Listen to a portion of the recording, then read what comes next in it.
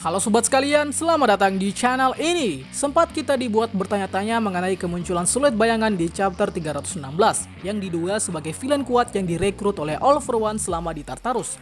Nah, anehnya terdapat dua villain yang sementara ini diduga sebagai karakter lama yang sudah kita kenal, yaitu Chimera dan Crimson Riot.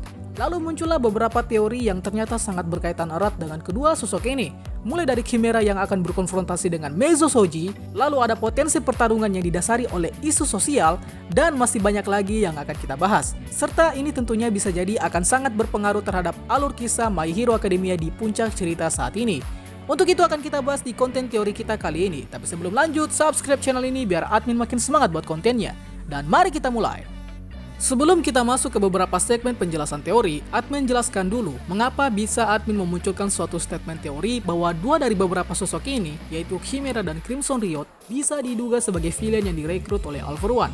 Well, admin menyatakan opini tersebut berdasarkan beberapa petunjuk yang ada, mulai dari siluet yang sangat identik dengan dua sosok yaitu Chimera dan Crimson Riot, kemudian beberapa kasus dan petunjuk yang sejauh ini sudah ditampilkan di manga, anime maupun movie-nya, dan juga potensi konflik yang bakal diadaptasi, serta tentunya berkaitan erat dengan spoiler Final Act yang pernah Bang Hori bongkar sebelumnya.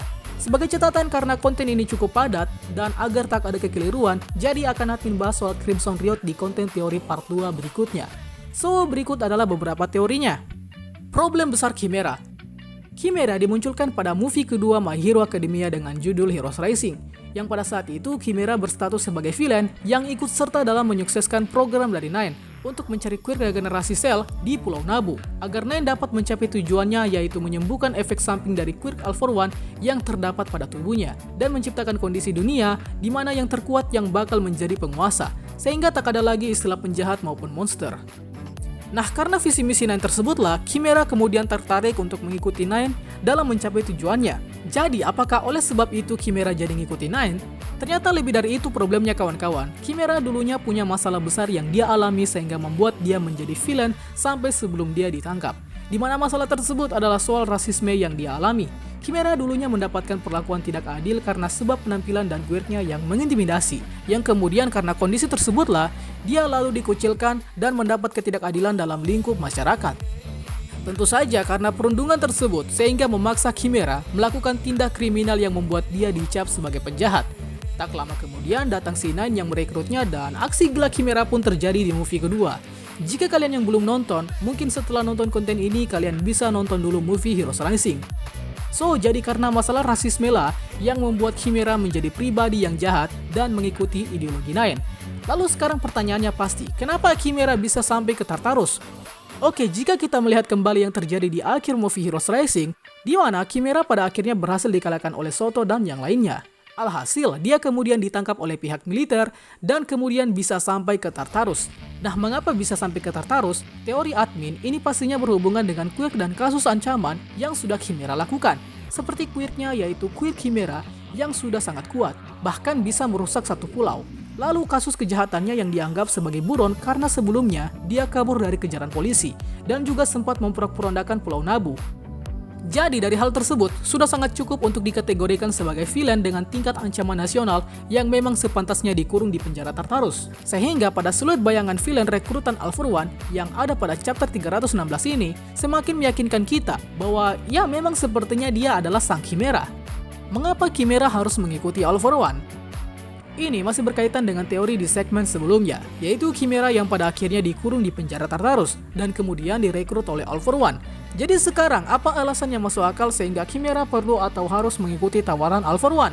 Oke, untuk menjawab hal ini, kita perlu ketahui bersama bahwa Chimera dan Team Nine pernah menjalin kerjasama dengan League of Villains, yang kerjasama ini bertujuan untuk memberikan Nine sedikit kemampuan All For One dalam menyimpan quirk lebih dari satu dalam tubuhnya.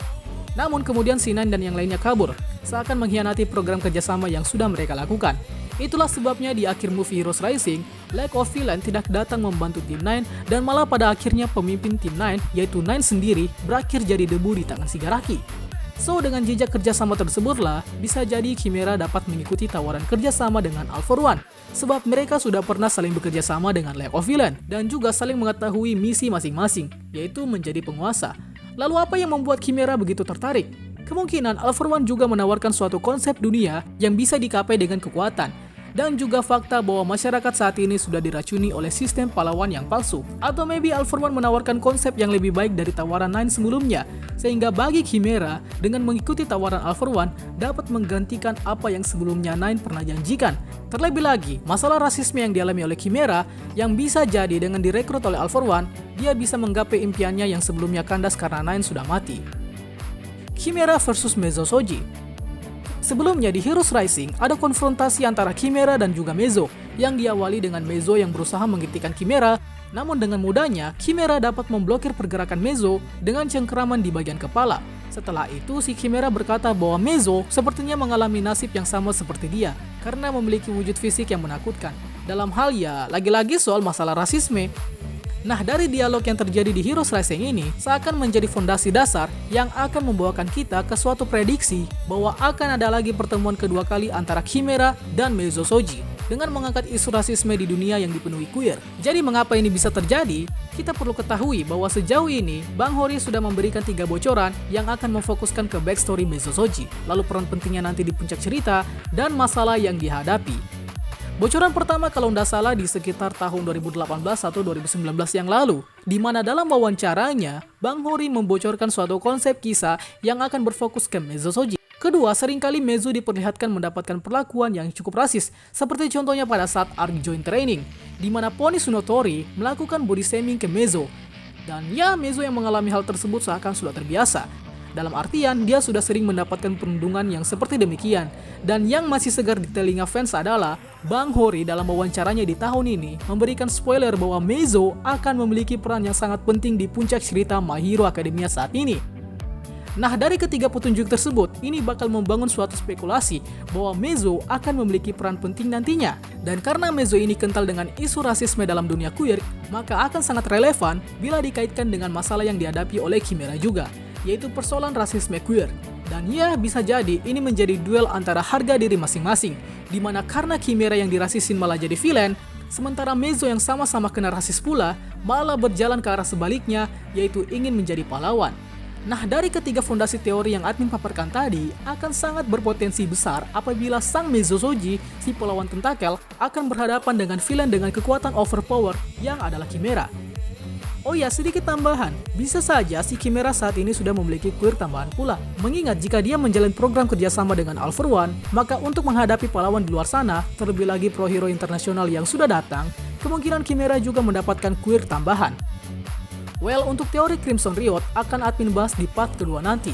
Soalnya naskahnya masih perlu perkembangan dan revisi. Admin kalau buat teori-teori seperti ini biasanya pakai metode penelitian juga, dengan melihat beberapa indikasi tentunya. Jadi ya, gak asal bicara teori juga sih sebenarnya. Tapi terlepas dari itu, ini semua hanyalah teori, yang bisa saja salah dan bisa saja benar. Admin membuka diskusi seluas-luasnya di kolom komentar.